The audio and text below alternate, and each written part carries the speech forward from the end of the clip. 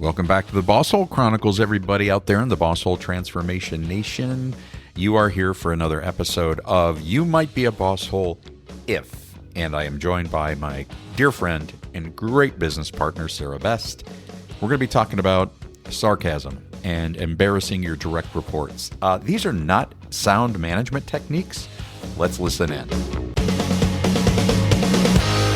The Bosshole Chronicles are brought to you by Real Good Ventures, the talent optimization firm helping organizations diagnose their most critical people and execution issues with world-class analytics. Make sure to check out all the resources in the show notes and be sure to follow us and share your feedback. Enjoy today's episode. Hey, everybody. Welcome back to another episode of You Might Be a Bosshole If. And today, John, we have an interesting topic. Please share with us. What are we talking about today? Yeah, I can't even believe this is something that happens, but it does. It's happened to me. It's happened to you. You might be a bosshole if you shame or embarrass your direct reports in front of other people. Yeah. And I'm even going to throw in there managers or bossholes that think sarcasm is a proper communication medium. Yeah. Quick example. I witnessed this, and I actually shared a short video of it last year, or it might have been the year before that.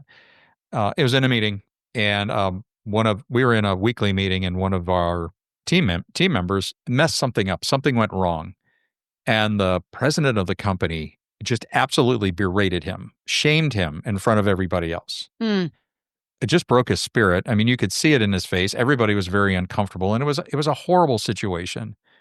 And later that day, this same executive, I happened to be in his office. He said, "Yeah, I probably shouldn't have done that, should I?" And I said, "Yeah, you're right. You shouldn't have. That was an inappropriate, bad timing, inappropriate time to, if you need to have a conversation like that, you do it in private." Yeah. Interestingly enough, same guy. We're at some dinner, big. It was kind of like a recognition dinner. We all went off site. I mean, to a different city, to a resort, which was really kind of cool. And we're at dinner, and we're just sitting there, and I don't know, made a comment, and he directed at me, just a real sarcastic remark. Now, I've got pretty broad shoulders. I can take it. It just didn't really sting me at all. He thought it was hysterical.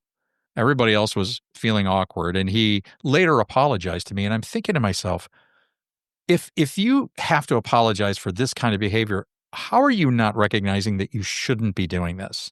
And I mean, it's total bosshole behavior. And I don't know if they're thinking that it's funny, but it doesn't work, and it doesn't land the way you think it lands. And this is absolutely an indicator that you may be a bosshole and right in the bosshole zone. I would agree. I would speak from my own experience too. Some dynamics that seem to play out in relationships I've had with colleagues and others, it's like a big brother, little sister thing, or it's almost like a replication of, crap you had to deal with when you were a kid. Okay. It's demoralizing. Yeah. And at the end of the day, leaders and supervisors need to own the fact that it's never about what you intend. Oh, I didn't intend to make you feel uncomfortable. I didn't intend to hurt your feelings. Right. It's how it's received. And guess what? That's unarguable. Yes. If a person receives what you're saying as shameful or embarrassing, that's the truth for them. And you don't get to debate it or dismiss it. And I would also say, in all of our sessions we do with leadership teams, John, you and I both put forth some rules for the road, or we kind of create a full value contract with our teams as we work with them. One of the things we always include in there is no sarcasm. And of course, when we read that one together, everyone's like, ha. And then they're like, oh, God, you really mean that? We say, yeah. Listen to the root word meaning of sarcasm in Greek. Okay. It's a verb. Initially meant to tear flesh like a dog. It's developed into to bite one's lips in rage, to sneer. Other things are like a biting taunt, a sneer, a jest, a mockery. So we can say there is nothing above the line about sarcasm. No. That it is always inherently inclusive of a barb of some kind, Yep. some resentment or frustration internal to the person using that sarcasm. So it's a big thing that we need to take responsibility for as individuals. It's not just what we're saying. It's really the impact it has on the person and the persons. So another point, John, I wish to make is in our psychological safety scan, Mhm. which we use, it's called a fearless organization. Members who participate in that are asked about whether or not they feel included. Mhm. Um, it is exactly these kind of comments that make everyone feel not included or unsafe. Like if Yes. you're going to say that to that person, what the heck are you going to say to me? Right. Follow Right. me? Yeah. Absolutely. And it comes down to something as simple as reminding, and since we're talking specifically to managers and supervisors, your words either build up or they tear down. Yeah. Stop and think about what is about to come out of your mouth. And is it building up this individual or will it serve to diminish them, especially in front of other people? And, Right. and I don't want to mistake, I don't want managers to mistake the fact that sometimes you have to have difficult conversations with individuals because they're doing something wrong or perhaps they did something wrong. But when it is phrased in the context of action versus an expectation, and you take the biting or the barbs out of it and not make it a personal attack, that's, I think, a reasonable kind of conversation, corrective action, constructive input to have with somebody. Mhm. But everybody knows that individual. Okay, you and I were just in a meeting where we went through the full value contract and you got to the no sarcasm.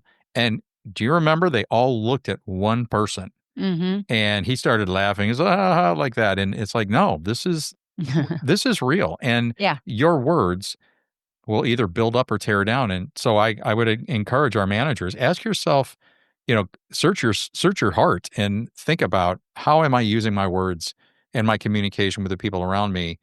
And if in any way you're tearing them down or diminishing them or reducing them in Mhm. front of others, don't say it. There is no point. So, No, and I think in the world of leadership, we try to help leaders become more conscious mhm, of where they are above or yeah, below the line. right, That's all below the line. yeah, That's preceded by fear, resentment, frustration, anger. Those are common and natural and normal emotions. We're going to be human, but leaders have a responsibility to manage that and articulate their thoughts and feelings in a way that raises others up. I yeah, think it was Shola Richards, John, who said, when you walk in the room, does the energy build up and follow, or does it get sucked out? Like, are people happy when you walk in the room, or are they happy when you leave the room? And it's yeah. it's a That's simple true. gauge. That is true. Yeah. Yeah, like, oh God, here they come again. Watch out. Uh, I think that this is debatable, and we often get a lot of pushback from our clients on that idea, but we'll stick to our guns on this. I'm going to reference things that you have often said, Sarah, for managers or boss holes that are in this situation or that use this either intentionally or unintentionally. And Hmm. it says more about them than anything else, but it There really you go. reflects that they are big on the outside, but very, very small on the inside. Yeah, And good point. that's sad. It is Well, sad. It's unnecessary. let me ask you a real quick question. How Yeah. can managers test this? I mean, it's one thing to try to self-evaluate to, check yourself, check your words, check your language. It wouldn't, if you're worried about this, it wouldn't hurt a manager to seek feedback from others. Amen. Yeah. Every manager that listens to our podcast, if you haven't gotten this message already, you get it today, that you should, on a regular basis, go to your people and say, "How am I doing for you? What Yeah. do you need more of or less of from me?" It's so simple, and you can really help coach and train people how to give you that honest feedback. But then you gotta believe them. You gotta Yes. listen to them. And what do we say when that feedback comes through? Whether we like it or not? Thank you. That's right. And Thank you. shut the hell up. Right. All right. Well, that was a fun one, John. Thanks for Yeah, that was that good. today. Thanks, Sarah. This is a Yep. good one. Yep. We'll see you next time. Thanks very much for checking out this episode of the Bosshole Chronicles. It was so good to have you here. And if you have your own Bosshole story that you want to share with the Bosshole Transformation Nation, just reach out. You can email us at mystory@thebossholechronicles.com. Again, mystory@thebossholechronicles.com. We'll see you next time.